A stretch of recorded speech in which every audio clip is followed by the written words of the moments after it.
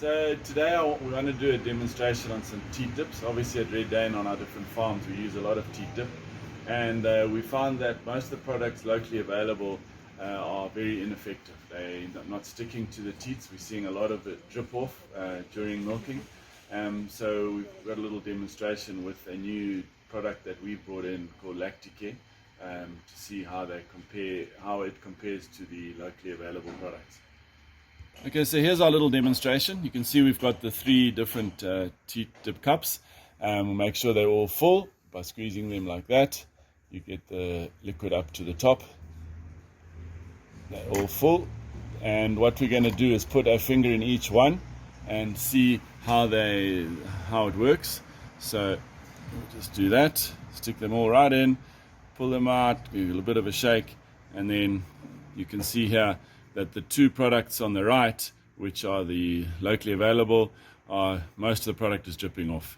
The Lacticare one hasn't had a single drop yet, and you can see it's got very good cover, even cover all the way around, whereas the other two, the middle one here, has got literally nothing left on it.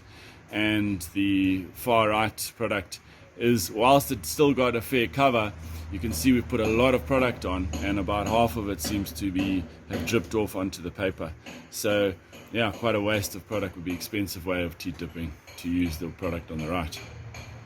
So now I just want to do a demonstration. Obviously in most milking situations there is some water, and often the teats will be quite wet. So we just moist fingers, all three the same, shake off most of the moisture, and again put them all in the product, deep in, bring it out, and let's see what happens now. Again, the other two products are dripping off. You can see now that they're almost clean, especially the middle one.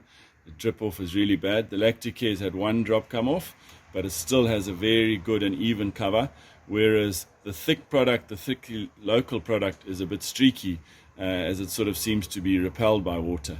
And the middle one, I would dare to say you needn't waste your money on that. It's almost all gone. So complete waste of time. Lastly, what I'll do is just wipe all the teat dip off the teats, and or the fingers, should I say. And you can see that the locally available products, fingers that I use, these two on the right, there's literally nothing left. There's no residual. A little bit on the middle one, but the thick product, the right one here, there's almost nothing. You can't see that there was anything that it's been in the teat dip.